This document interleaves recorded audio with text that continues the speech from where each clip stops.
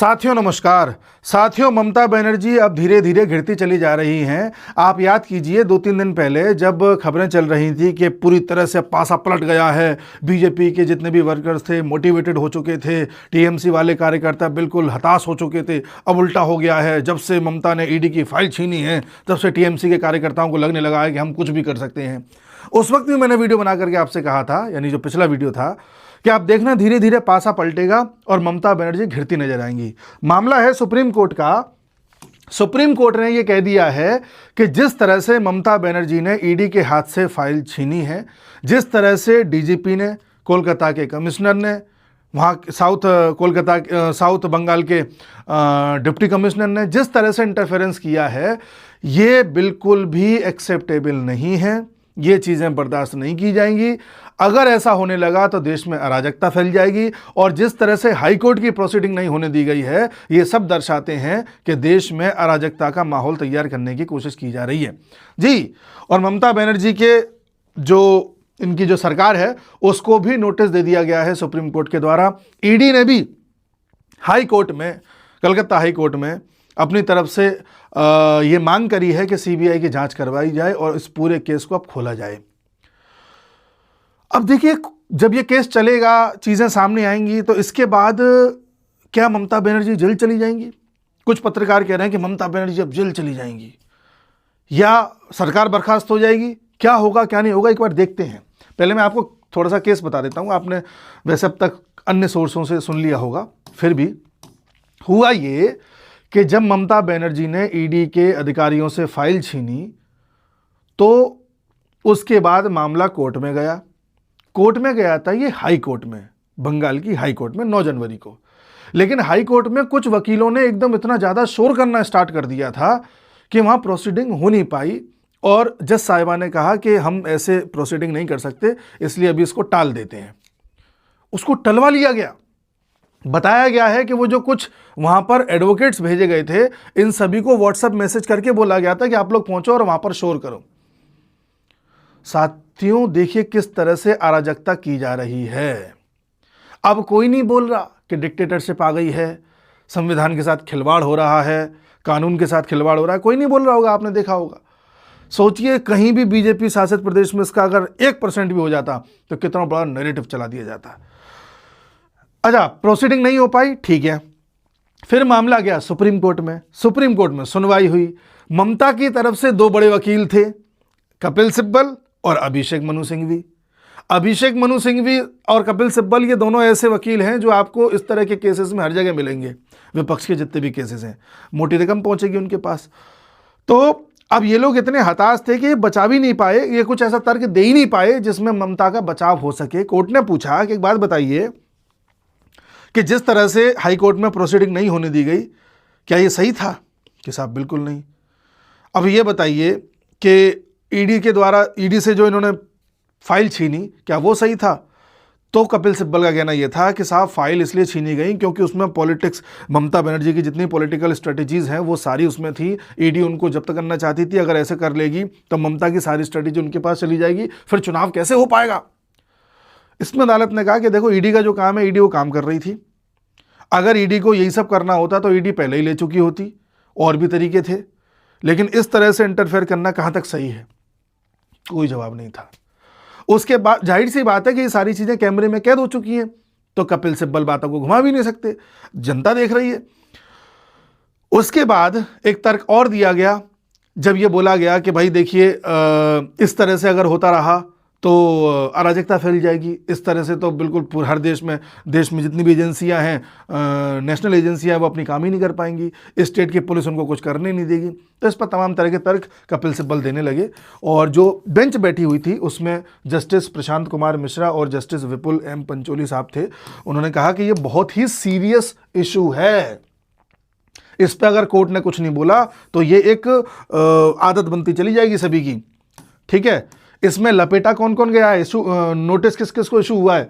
State of West Bengal Mamata Banerjee, West Bengal के DGP Rajeev Kumar, Kolkata police commissioner Manoj Kumar Verma और South Kolkata के डिप्टी कमिश्नर प्रियबत्रा रॉय, इन सब को नोटिस इशू हुआ है।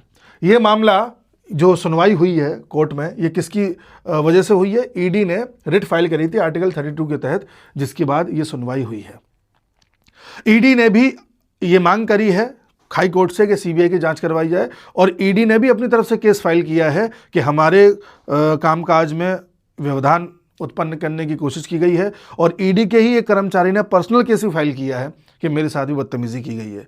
ईडी ने यह भी कहा है कि हमारे कागजात ले जाए गए हैं, साथ में हमारा एक फ़ोन भी ले जाया गया है, फ़ोन भी ले गई हैं। उधर ममता बनर्जी की तरफ से वकील साहब कह रहे हैं, कपिल सिब्बल, कि साहब ईडी ने हमारे कुछ कागजात चुरा लिए हैं, जबकि सबूत या जितनी भी क्लिप्स हैं ये दिखा रहे हैं कि ईडी ने इनका कोई भी कागज नहीं लिया है, ये झूठ बोल रहे हैं।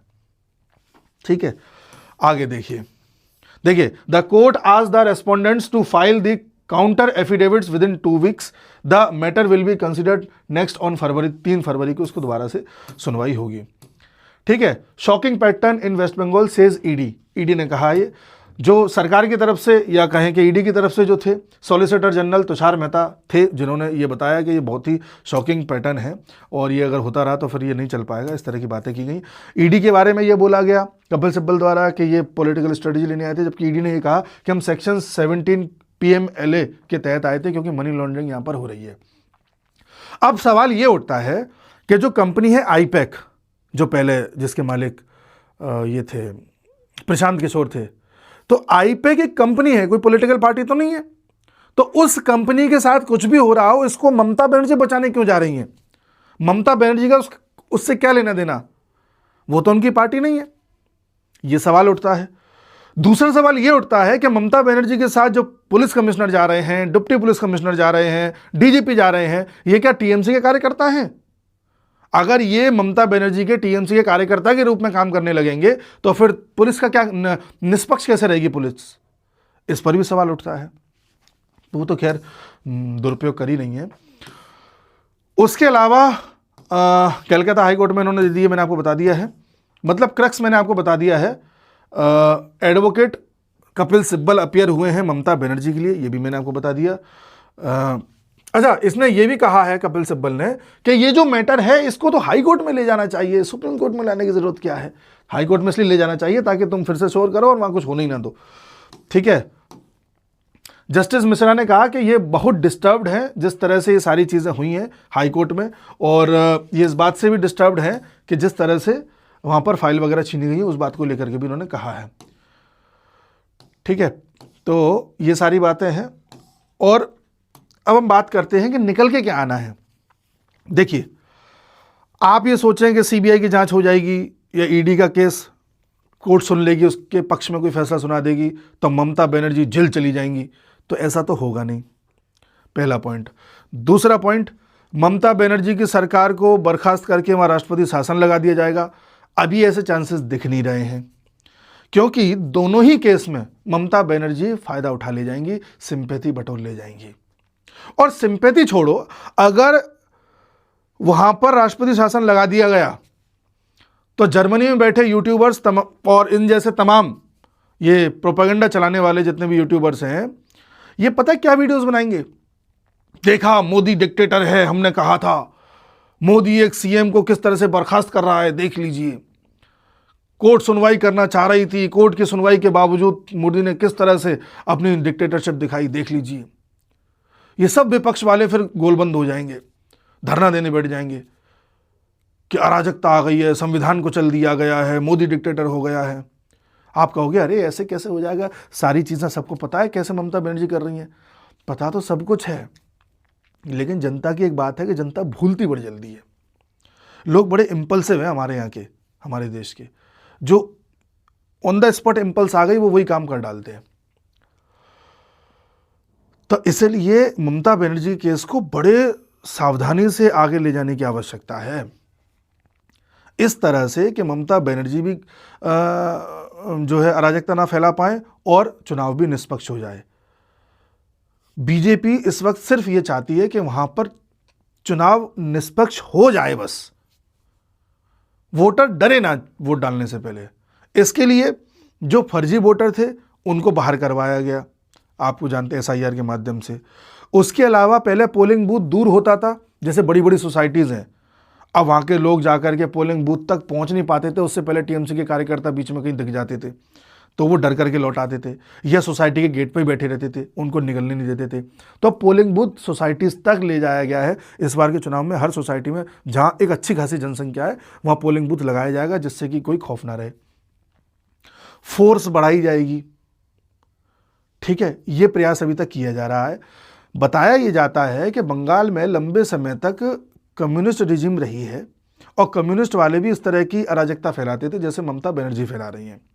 उस समय ममता बनर्जी को सत्ता में आना था, तो सत्ता में आने के लिए ममता बनर्जी ने 2011 में सहारा लिया कांग्रेस सरकार का, जो कि केंद्र में थी। और केंद्र में बैठी कांग्रेस सरकार, जाहिर सी बात है, टीएमसी की मदद से भी चल रही थी, उनका भी समर्थन था।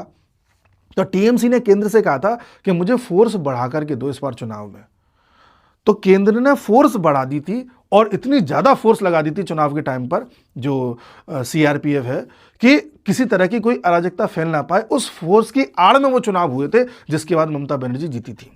ये बात भी सही है कि ममता बनर्जी जीतने के बाद धीरे धीरे वही कम्युनिस्ट सरकार के जितने भी कार्यकर्ता थे अपने में भर लिए, वो सब टीएमसी के कार्यकर्ता हो गए, फिर ये भी उसी की तरह हो गई, उससे भी ज़्यादा ही हो गई हैं।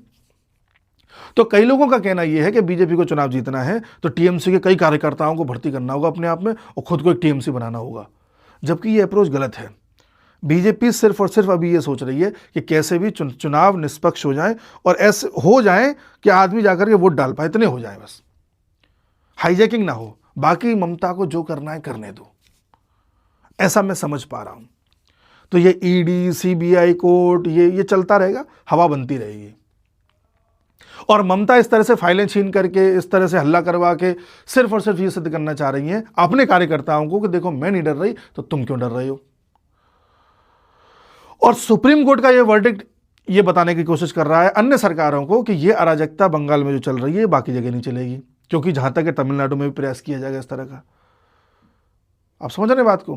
केंद्र सरकार किसी हालत में अभी राष्ट्रपति शासन लगाने के मूड में लग नहीं रही, वो लगाएगी भी कभी तो बांग्लादेश की वजह से लगाएगी। मैंने आपसे बहुत पहले भी कहा था वहाँ चांसेस 50-50% है, और अगर 50% है भी तो वो केवल बांग्लादेश के इशू की वजह से, बंगाल की वजह से नहीं। क्योंकि अगर बंगाल में लगाया कानूनी व्यवस्था की वजह से तो ये नैरेटिव इतना तगड़ा चलाएंगे यूट्यूबर्स जो बैठे हुए हैं कि केंद्र सरकार को उससे नुकसान ज़्यादा होगा। तो अभी मामला ये चल रहा है, आप समझ पा रहे हैं किस तरह से जो है। अच्छा एक चीज़ और देखिए, कभी भी इस तरह के मामले होंगे तो कपिल सिब्बल और अभिषेक मनु सिंघवी ही आपको दिखेंगे। तो ये सारी चीज़ें होती हैं। मिलते हैं अगले वीडियो में, कोई अपडेट आती है तो मैं लेकर के आऊँगा। वीडियो थोड़ा गैप पर इसलिए लाता हूँ, कोई ऐसी नई खबर आती नहीं है जिस पर ज़्यादा विश्लेषण किया जाए। वही ममता बनर्जी को लेकर के खबरें आ रही हैं, तो जैसी आती हैं तो हम अगले वीडियो में तुरंत आएंगे। मिलते हैं, नमस्कार।